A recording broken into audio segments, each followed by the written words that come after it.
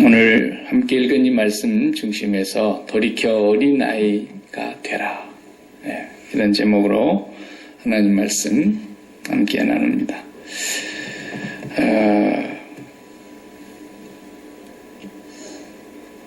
오늘 읽은 본문에 보면은요, 1절에서 3절까지 그 내용이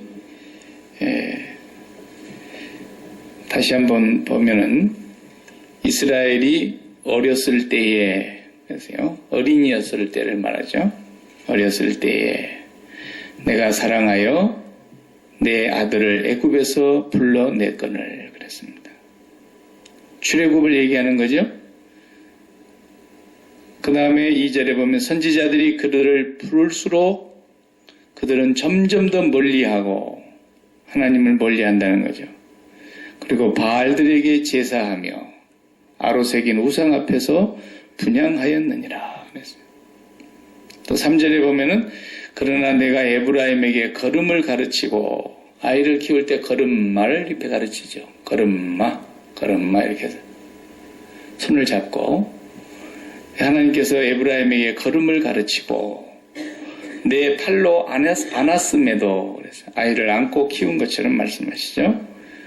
내가 그들을 고치는 줄을 그들은 알지 못하였도다. 그래서 하나님께서 그 선민들을 사랑하시는 그 내용을 어머니가 아기를 키우는 모습으로 지금 비유를 하고 있는 거예요. 그런데 그 애를 다 키워놨더니 공감이라고 공감는다는 거 있지? 다 키워놨더니 피덩어리 같은 것을 키워놨더니 공감느라고 그 부모를 버리더라고 말이에요.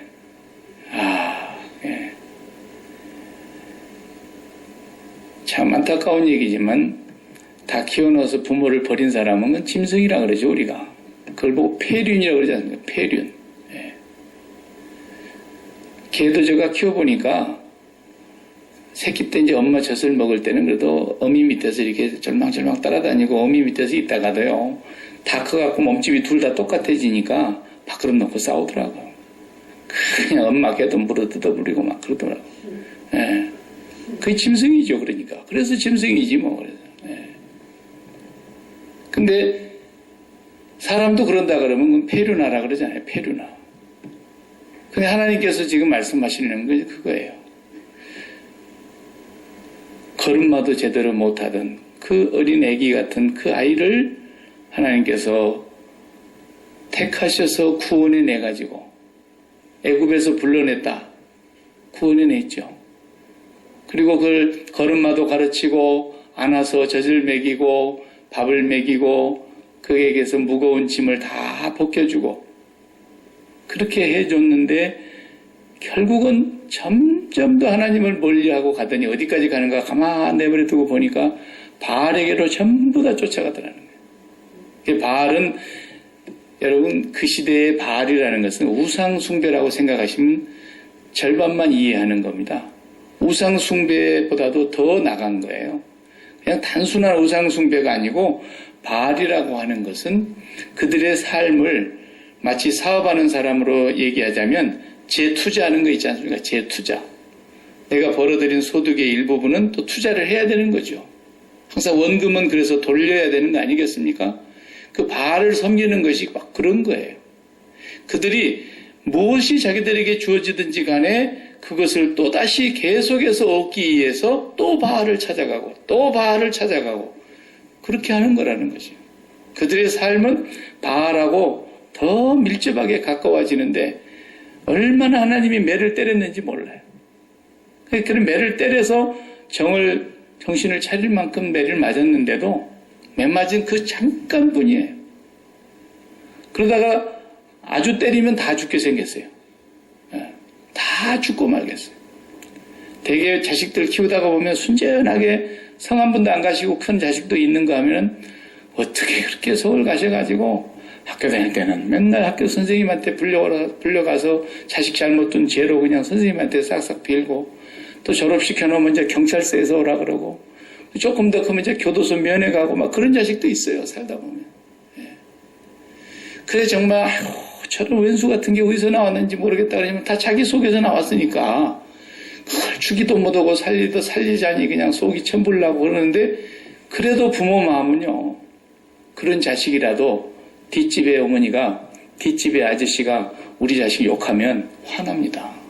예. 나는 내 자식 손 때릴 수 있었고 내 자식 내가 막 험한 욕을 성질난다고 해댈 수 있지만 남이 내 자식 굳다 그래봐요. 아무도 좋아하는 사람이 없어요. 예. 인정은 하겠죠. 오죽하면 그러겠냐고 인정은 해도 마음은 안 좋아요. 예. 그래서 제가 예적에도 교회학교 선생님들한테 늘 그런 거 얘기했어요. 절대로 애같이 교회 와서 성가시기 하고 막 말 안 듣고 친구들하고 속삭이고 저기 기도 시간에 눈 뜨고 장난치고 그래도 엄마한테는 얘기하지 말라. 자기 엄마가 더 잘 알고 있으니까 얘기하지 말라. 그냥 어찌든지 좋은 얘기 한마디씩 더 해주고 착한 얘기 한마디 더 해주고 애가 정말 야무지다고 그렇게 얘기를 해주라고 그랬어요. 아무리 자식이 미워도요 남이 뭐라 그러는 건 싫어. 그게 하나님 마음이라는 걸 오늘 11장에서 지금 얘기하는 거 한번 다시 봐봐요. 6절부터 보시면요. 칼이 그들의 성읍들을 치며 매맞는 거죠. 하나님 안 따라가고 바알을 쫓아갔으니까 칼이 그들의 성읍들을 치며 전쟁으로 원수가 들어와서 성읍을 치니까 그 다음에 빗장을 깨뜨려 없이 하리니 이는 그들의 계책으로 말미암으니라. 그 다음에 7절을 보면 내 백성이 끝끝내 내게서 물러가나니 그래도 안 돌아와요. 끝끝내 무슨 이런 왕고집이 있는가 모르겠어요. 쇠고집이 안 돌아온다. 끝끝내 안 돌아오고 물러가나니 그들을 불러 위에 계신 이에게로 돌아오라 할지라도 일어나는 자가 하나도 없도다 그랬어요. 근데 8절을 보시면 그래도 이 못난 자식을 그래도 버리지 못하는 그 어미의 마음 같이 8절에 보십시오. 에브라임이요. 에브라임이 지금 그 말 안 듣는 이스라엘 아닙니까? 이스라엘의 서울이 에브라임이죠. 내가 너를 어찌 놓겠느냐 그랬어요. 이스라엘이여 내가 어찌 너를 버리겠느냐 그랬어요. 내가 어찌 너를 아드마같이 놓겠느냐. 어찌 너를 스보임같이 두겠느냐. 내 마음이 속에서 돌이키어 나의 긍휼이 온전히 불붙듯 하도다. 자식을 그 사랑하는 안타까운 마음이 막 속에서 불이 나는 거예요. 어찌 내가 너를 그런다고 해서 포기하겠냐라는 거죠. 부모 마음이 그렇다는 거죠. 네. 그랬던 부모님은 뭐 그렇게 속을 썩이는데 자식이 마지막에는 교도소를 들어가니까 아이고 저런 왼수 같은 거 이제 안 보면 좋겠다 싶었더니 교도소를 정말 들어간 거예요.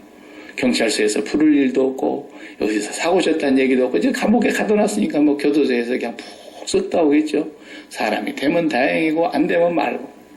그런데 어떤 어머니는 교도소 옆으로 이사를 간다잖아요. 밥을 먹을 날도 따뜻한 밥이 목에 안 넘어가고 뜨뜻한 방에다 불을 넣고 따뜻하게 누워서 잘라 그래도 추운 방에서 자식을 생각하니까 잠도 안 오고 그래서 아예 그냥 교도소 옆에다가 그냥 흐름한 방 하나를 얻어놓고 날마다 쫓아가네요. 그만 오라 그래도 쫓아가고 보기 싫다 그래도 쫓아가고 면회를 거부해도 쫓아가고 하나님 아버지 마음이 그런 거라는 거예요. 그냥 패 죽여버렸으면 좋겠는데 속된 말로 그까짓 거 그냥 없는 셈 쳐버리면 좋겠는데 그래도 끝까지 어찌 내가 너를 놓겠느냐 어찌 내가 너를 포기하겠느냐 어떻게 내가 너를 이방 사람들처럼 그렇게 대하겠느냐 내가 너를 사랑하는 그 마음이 속에서 불이 붙는다 이렇게 지금 말씀하고 있는 거예요. 제발 뭐라고 얘기하냐면 옛날 어렸을 적으로 돌아왔으면 좋겠다는 거예요. 옛날 어렸을 적에 그래서 우리 예수님의 말씀에 그런 말씀 기억나시죠?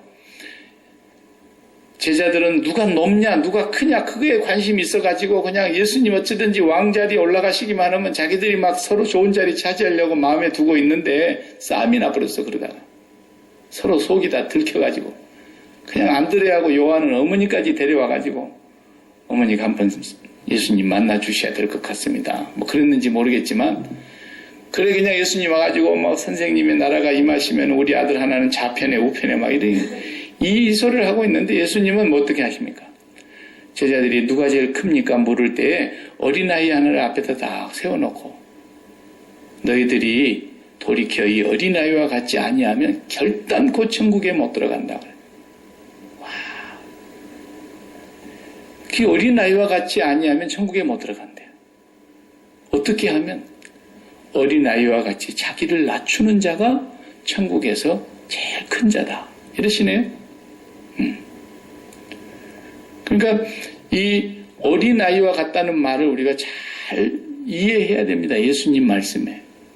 어린아이. 오늘 본문에서도 정말 그 어린아이 같은 것을 하나님이 품어주시고 젖을 먹이고 그냥 모든 것을 돌봐주시고. 아기는 어떻습니까? 우리 아기 다 키워보면은 아기는 두 개밖에 못해요. 응아 하고 우는 것하고 그냥 기분 좋으면 입을 빵긋빵긋 웃고 알아듣는 것처럼 말이에요. 알아보는 것처럼 막 눈웃음을 치고 입을 벌리고 깔깔깔거리고 이 두 가지만 잘하면 애는 걱정이 없습니다. 네. 그 부모는 지금 막 사업이 다 무너져 내려서 막 난리를 치고 지금 어떻게 해야 될지 모르겠고 그냥 정신이 없는데도 젖먹이 애는 알 게 뭐예요. 엄마 아빠가 둘이 싸우지만 않으면 그냥 최고 좋은 거예요.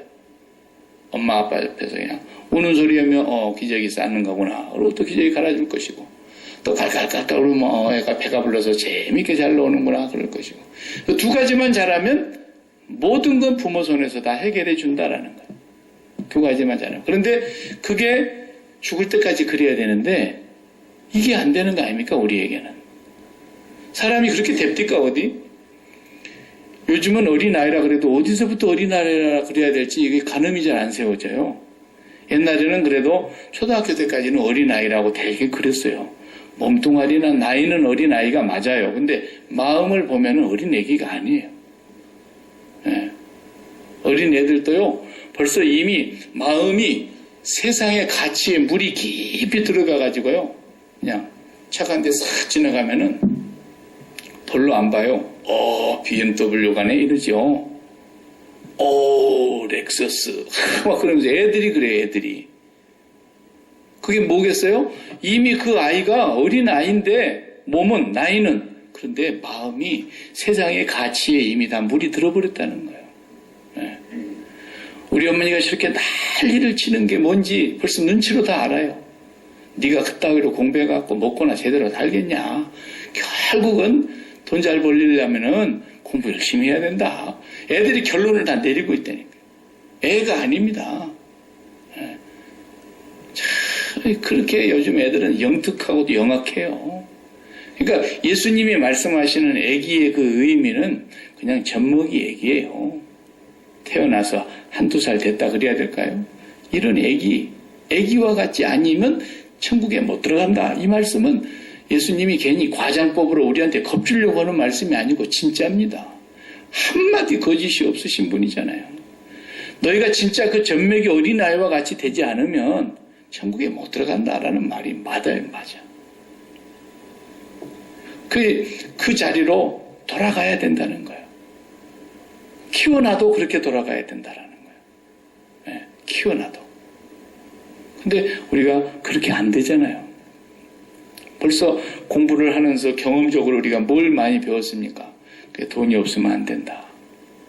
늙어서도 우리가 돈이 어느 정도 있어야지. 자식들한테 그거 다 줘버리고 나면은 자식들이 그냥 나몰라라 그래뿐 자식이 하도 많고 세상이 험악하다 보니까 그냥 구리반지 하나라도 그냥 빛깔나게 닦아가지고 꼭 끼고 있어야 그래도 그거 하나라도 어떻게 나중에 죽으면 나한테 줄까 싶어서 한 번 더 찾아오고 그런다잖아요. 네. 네. 정말 우리가 이 세상을 살면서 너무 많이 그런 경험들이나 배워서 들은 것들이나 이런 것들이 이미 우리는 세상의 가치가 무엇인가가 몸에 배어 있어요. 그렇지 않습니까? 딱 얼굴 보면서도 우리가 얼굴 딱 보면서 이쁘게 생겼네. 이렇게 말하는 사람 있고 얼굴 갖고는 참 못 먹게 생겼지만은 이러면서 또 얼굴로 우리가 얼른 사람을 그냥 막 따지잖아요. 벌써 가치가 우리 속에 배어 있는 거예요. 근데 하나님은 전혀 그렇게 안 보는데 왜 우리가 그렇게 돼버렸냐 이거예요.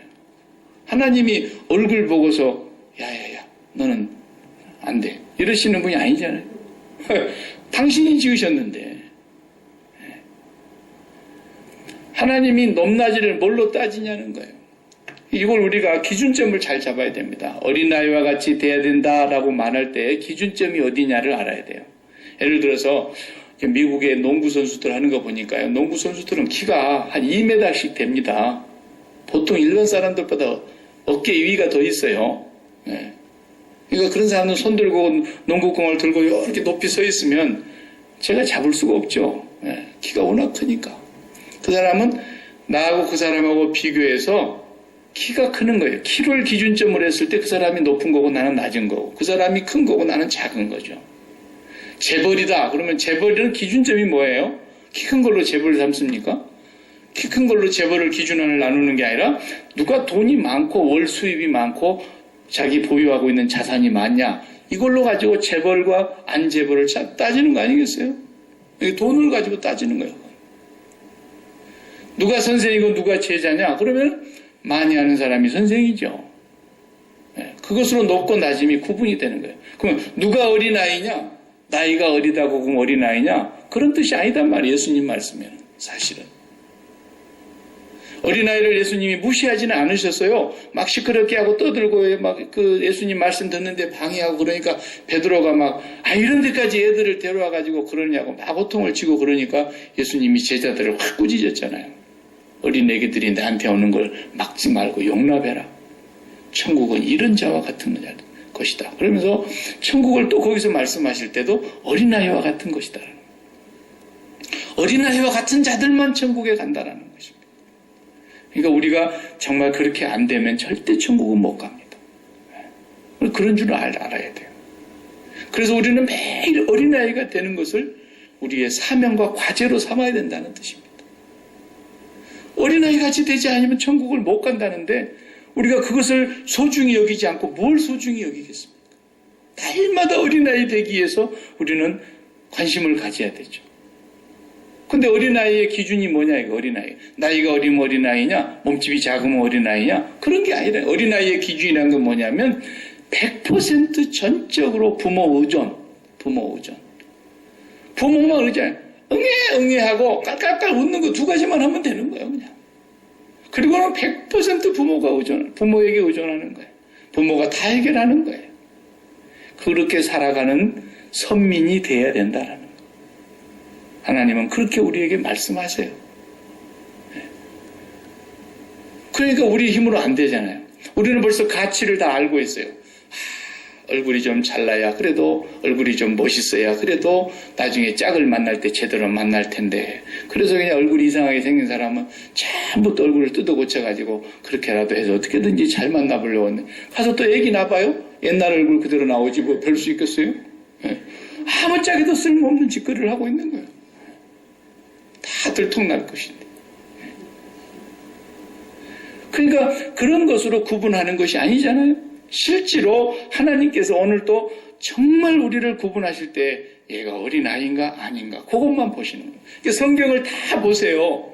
성경을 우리가 이 공부를 할 때마다 인물을 공부할 수도 있잖아요. 뭐 성경에 나오는 인물들을 쭉 봐봐요. 하나님이 사랑하시고 하나님이 쓰시고 그런 인물이 한 부류가 있고 하나님이 쓰시다가도 버려버리는 인물이 있고 그러잖아요. 근데 하나님이 쓰시는 인물들을 다 보면은 공통점이 그거예요. 어린아이예요. 어린아이의 특성이 100% 부모 의존이라니까요. 근데 그 100% 부모만 의지하고 있는 그 특성이 누구예요? 우리 믿음의 조상 아브라함부터 그러는 거예요.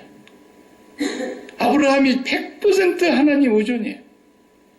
자식을 준다는데도 내가 언제 자식 달라고 할까? 그냥 우리 집에 엘리에셀이라는 종이 하나 있는데 그놈한테 내가 그냥 물려주려고 그럽니다. 그러네요. 자식 달란 말도 안 해요. 한 번 딱 자식 어린아이 같이 안 하고 마누란 말 듣고 그냥 살아가 그냥 이렇게 해서라도 자식을 주실란가 보다고 당신 나는 이제 여자로서의 생명이 끝났는데 당신이 지금이라도 내 하녀하고 어떻게 해서 자식이라도 하나 만들어 봐야 되지 않겠냐. 그게 어린아이 같은 수준을 벗어난 거예요. 그거 빼놓고는 아브라함은 죽는 날까지 어린아이처럼 살았어요. 뭘 이렇게 뭡니까? 재산을 그렇게 많이 준다 그러는데도 나는 실오라기 하나도 가져가지 않겠습니다. 소돔 왕한테. 그냥 100% 나는 하나님만 의지해서 살지 당신 때문에 내가 부자 됐다는 말을 듣지 않겠습니다. 이렇게 얘기하잖아요. 세상에 그래도요, 아무리 못나도요, 자기 부인은 책임져야 되잖아요. 자기 부인도 책임을 못 지겠다 그러고 아예 집을 나서는 거예요. 당신 떠나기 전에 내가 한 가지 분명하게 해둘 것이 있다. 당신 너무 아리따워서 사람들이 이제 이방인 땅에 가면 당신을 욕심내는 사람도 왜 없겠냐. 그럼 당신을 내한테서 뺏어가려면 나를 죽이고 데려갈 텐데 그때 가자면 내가 나는 죽기 싫다 당신 때문에. 그러니까 나는 당신이 내 누이 동생이라고 그랬으면 좋겠다. 이런 사람이라고요. 그게 하나님만 완전히 믿고 하나님만 바라보고 가는 사람이에요. 그러니까 부인을 그렇게 2번씩이나 책임을 못 지는 일을 했어도 한 번도 부인을 털끝 하나도 못 만지게 불잖아요, 하나님이. 그러니까 그렇게 어린아이처럼 사니까 그런 하나님을 경험을 하게 되는데 왜 하나님을 경험을 못하느냐? 내가 어른처럼 사니까 하나님을 경험을 못하는 거예요. 어른처럼 산다는 게 뭐예요? 내가 모든 걸 다 책임져야 된다는 거예요. 내가 모든 멍에를 다 내가 져야 된다는 거예요. 그렇게 어른처럼 살아가니까 평생에 하나님이 살아계신 능력을 간증할 경험이 없는 거예요. 오늘 본문 4절에 분명히 그러시잖아요. 4절에 뭐라고 그러셨어요? 내가 사람의 줄, 곧 사랑의 줄로 그들을 이끌었고 그들에게 대하여 그 목에서 멍에를 벗기는 자 같이 되었으며 그들 앞에 먹을 것을 두었노라. 멍에를 다 벗겨줬다는 거예요. 멍에를. 그게 무슨 말입니까? 100% 부모를 의지하니까 아이는 멍해질 일이 하나도 없었다는 얘기 아닙니까? 근데 우리가 전부 다 어른 행세를 하면서 어린아이가 안 되고 어른 행세를 하면서 내가 멍해를 져야 된다, 내가 짐을 져야 된다, 내가 책임을 져야 된다, 매번 그러고 살아간다는 거예요. 우리가. 제발 그러지 말라는 거예요. 하나님이 다 멍해를 벗겨주실 거니까. 그래서 예수님에서 오셔서도 그러잖아요. 내가 왜 왔다 그랬어요? 수고하고 무거운 짐진 자들아, 다 나한테 와라. 내가 너희를 쉬게 해줄게. 나의 멍에는 쉽고 가볍다. 내한테 와서 내 멍에를 메고 한번 배워봐라. 그런 말씀하시지 않습니까? 마태복음 11장 28절 읽어보면은 주님이 약속이에요, 약속.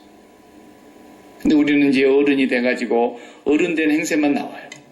내가 이거 책임져야 되는데, 내가 이거 해결해야 되는데, 내가 이거 짊어져야 되는데, 내가 이 문제를 어떻게 해서든지 풀어야 되는데, 계속 우리는 어른 행세만 하고 사는 거예요, 그냥.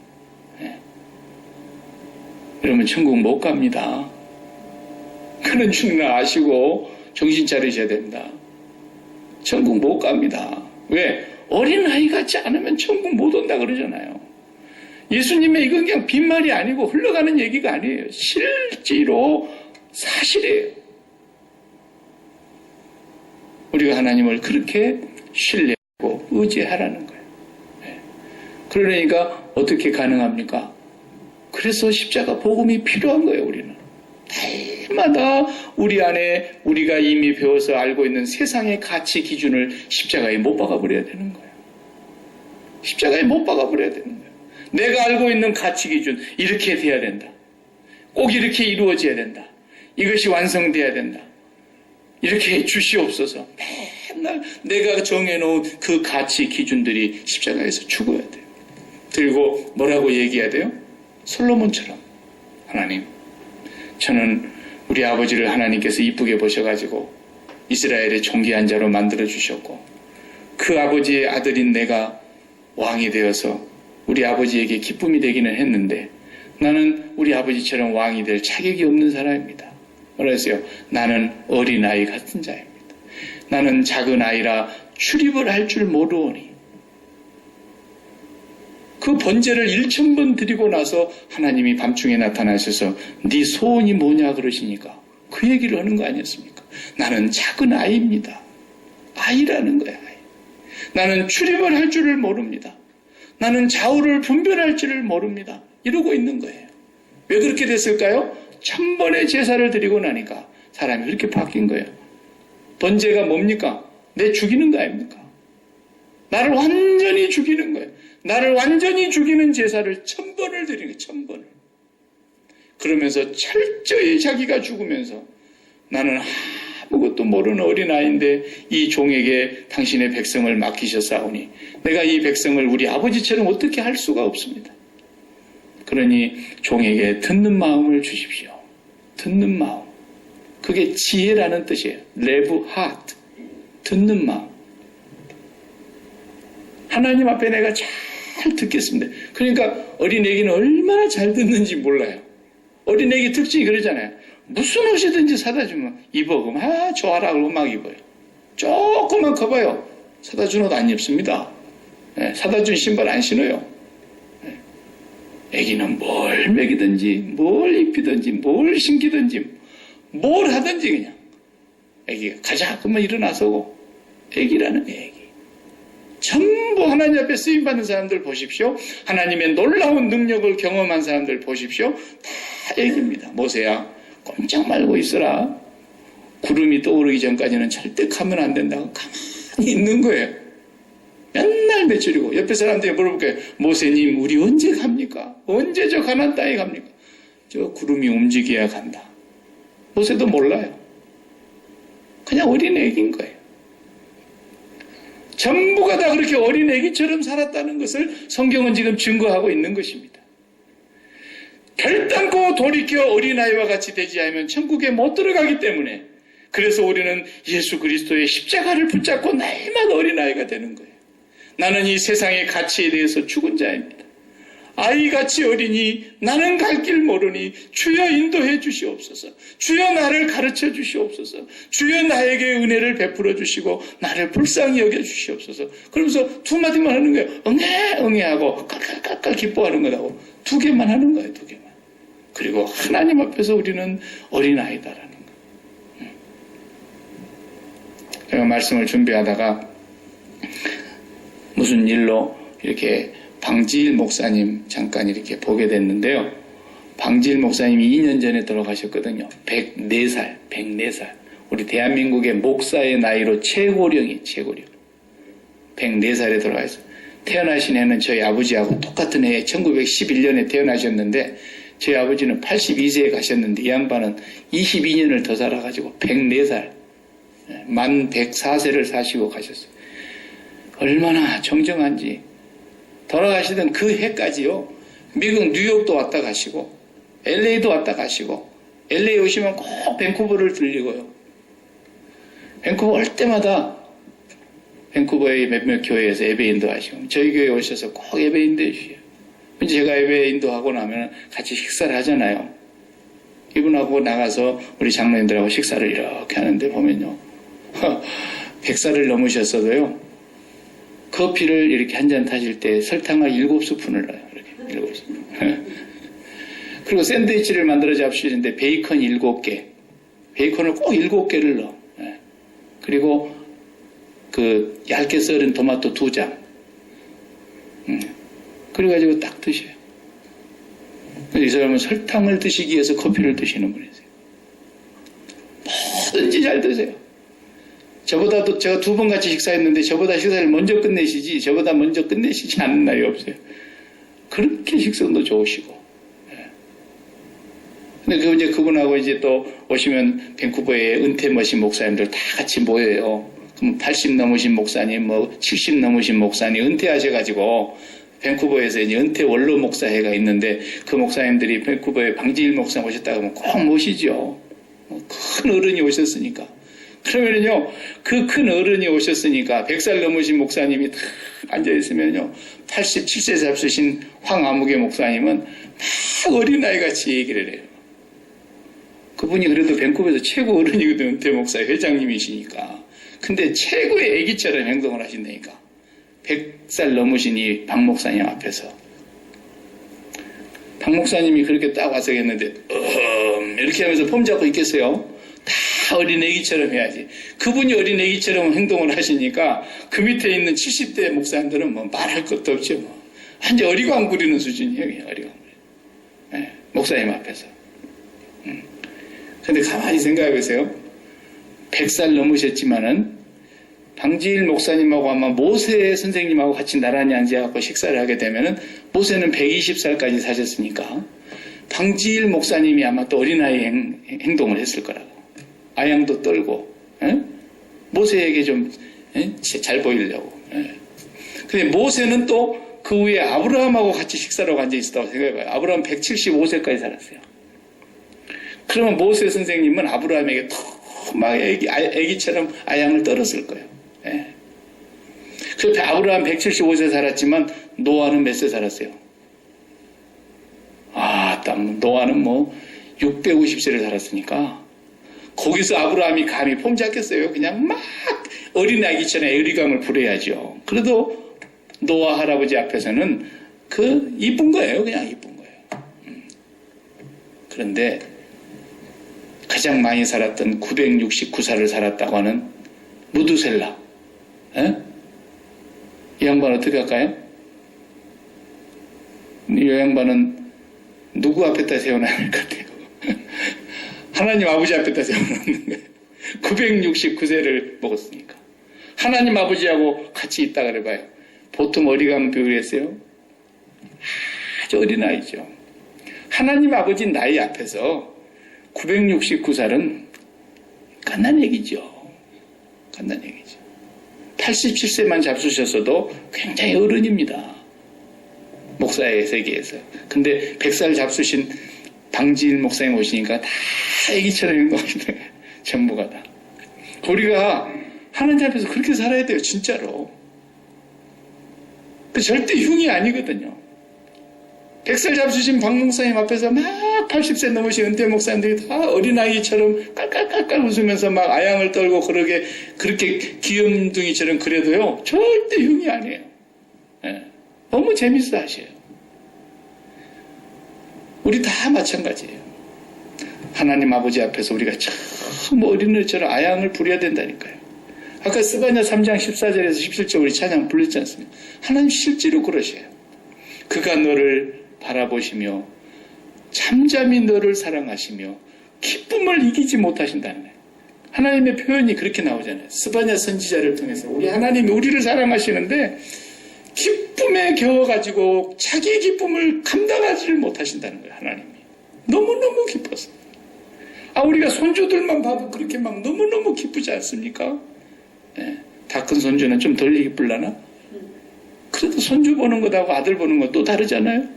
그렇게 기쁘고 기쁨을 이기지 못해 하시는 그 하나님의 사랑 앞에서 우리가 날마다 재롱을 부리고 어리광을 피울 수 있는 어린아이처럼 살아야 된다는 거예요. 그 어린아이로 살려면 두 가지만 잘하세요. 그냥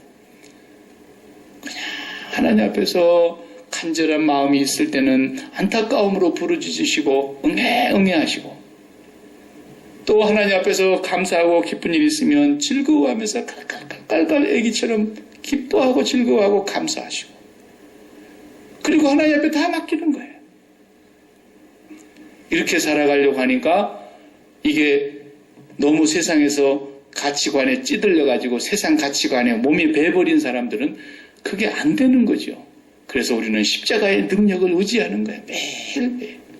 어떤 가치관 앞에서도 그 가치관을 절로 보는 거예요. 그냥 사도 바울처럼 배설물로 보는 거예요. 세상의 어떤 가치도 사도 바울 앞에서 배설물처럼 여겼던 것처럼 우리는 예수 그리스도의 십자가 앞에서 세상의 모든 가치를 다 못 박아버린 사람들이기 때문에 날마다 세상은 절로 보고 하나님 아버지 앞에서 어린아이처럼 살아가는 거예요. 하나님 앞에서 깔깔깔깔 하나님 앞에서 응애 하면서 기도하고 기뻐하고 찬송하고 즐거워하는 이 삶이 성경의 모든 사람들을 우리가 다 유심히 들여다보면 그분들 나름대로 그 부분이 있었어요. 항상 있었어요. 바울은 어디가 어린아이와 같았을까? 베드로는 어디가 어린아이와 같았을까? 다 그 부분이 있었다니까요. 진짜로 어린아이와 같이 돌이키지 아니하면 결단코 천국에 들어가지 못하기 때문에 우리는 매일매일 어린아이 같이 되는 것이 소원이 돼야 됩니다. 저와 여러분이 매일 이제 어른 행세하면 안 돼요. 하나님 앞에서 우리는 매일 깐난 어린아이예요. 하나님이 여러분과 저를 보시면서 자기 기쁨을 겨워서 기쁨을 감당할 수 없을 만큼 기쁨을 이기지 못하시는 그 하나님 아버지가 우리를 지금도 보시면서 오늘 본문에 그러잖아요. 내가 어떻게 너를 놓겠느냐. 내가 어떻게 너를 그냥 없는 셈 치겠느냐. 끝까지 놓지 못하시고 그 마음에 안타까워서 불붙는 사랑이 속에서 솟구치시는 그 하나님의 사랑을 우리가 어디서 발견합니까? 도저히 우리를 포기할 수 없어서 독생자 예수 그리스도를 포기하신 거예요. 독생자를 죽이신 거예요, 그냥. 하나님이 독생자를 포기하시면서 나와 여러분을 포기하지 않으시는 그 사랑 앞에서 우리는 매일 어린아이처럼 살아보라는 거예요. 그러면 하나님께서 우리를 걸음마를 가르쳐 주시듯이 안아주시듯이 젖을 먹이듯이 우리의 멍에를 다 벗겨주시고 100% 주님이 책임져 주시는 그런 삶을 우리가 누리게 될 것이라는 약속인 것입니다. 기도하십시다.